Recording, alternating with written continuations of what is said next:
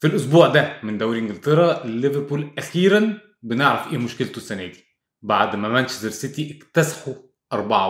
النتيجة اللي خلت أرسنال يرد على سيتي ويكتسحوا 4-1 في الماتش اللي جابريل جيزس بيجيب جونين علشان يبقى عمره ما جاب جون وخسر، وتشيلسي بيدينا درس في إن الفلوس مش كل حاجة.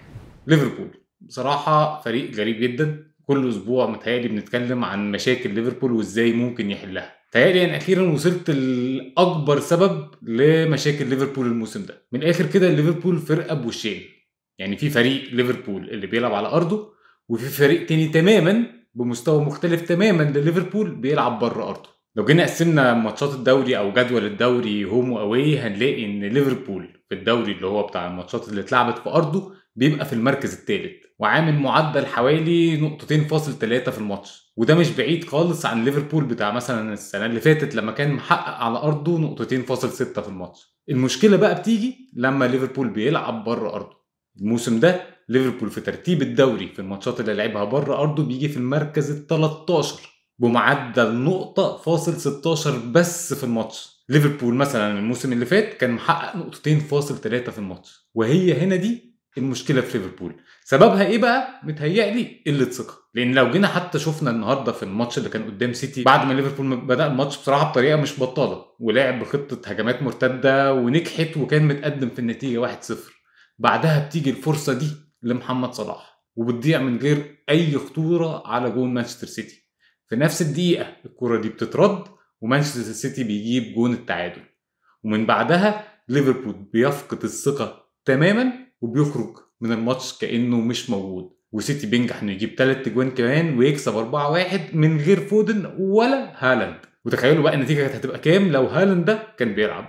والفرق في مستوى ليفربول بره وجوه ده هيبان جامد قوي في الاسبوع الجاي ده، لان ليفربول هيلعب في وسط الاسبوع مع تشيلسي في ارض تشيلسي، ولكن الفرقتين سيئين جدا، فماتش زي ده شكله كده من قبل ما يبدا اصلا تعادل. ولكن هيجي بقى الماتش المهم جدا مع ارسنال في انفيلد يوم الاحد الجاي. ليفربول زي ما شفنا مستواه في ارضه وتقريبا ليفربول بتاع المواسم اللي فاتت، فمش هتبقى مفاجاه تماما لو ليفربول نجح انه يكسب ارسنال اللي كسب سابع ماتش له على التوالي عشان يبقى اكتر فريق في الدوري الموسم ده يكسب ماتشات متتاليه ورا بعض. ارسنال بدأ الماتش ولاول مره من غير بوكايو ساكا في التشكيل الاساسي من اكتر من 485 يوم في الدوري، ولكن من اول مره من نص نوفمبر كده يبدأ بجابريل جيسوس في التشكيل الاساسي.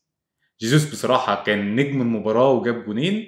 الجونين دول بيخلوه يواصل مسيرته في انه بقاله 52 ماتش لما بيسجل فرقته ما بتخسرش سواء مع سيتي او مع ارسنال. الرقم القياسي ب 54 ماتش لجيمس ميلنر. وبصوا بقى على القصه دي، جابريل جيسوس بدأ الدوري مع ارسنال جاب 5 تجوان في اول 14 ماتش، بعديهم اتصاب في كاس العالم وعمل عمليه في ركبته غيبته عن الملاعب 14 ماتش تانيين، رجع من الاصابه وابتدى يلعب احتياطي ونزل اساسي اخيرا وجاب جونين. في الوقت ده كله ريتشارلسون المهاجم بتاع توتنهام والمهاجم اللي بيلعب على جيسوس اساسي في منتخب البرازيل لحد دلوقتي ما جابش ولا جون في الدوري الانجليزي. ارسنال بالفوز ده وصل للنقطه ال 72 وده عدد نقط اكتر من اللي خلص بيها الدوري في الخمس مواسم اللي فاتت، ولسه فاضل له 9 ماتشات. الاكتر من ده بقى ان ال 72 نقطه دول اكتر من عدد النقط اللي مانشستر سيتي عمره جابها بعد 29 ماتش من اكتر من 5 سنين. فالكلام ده عشان كل اللي بيقول يمكن سيتي يكون السنه دي مستواه سيء، لا، هو ارسنال اللي مستواه احسن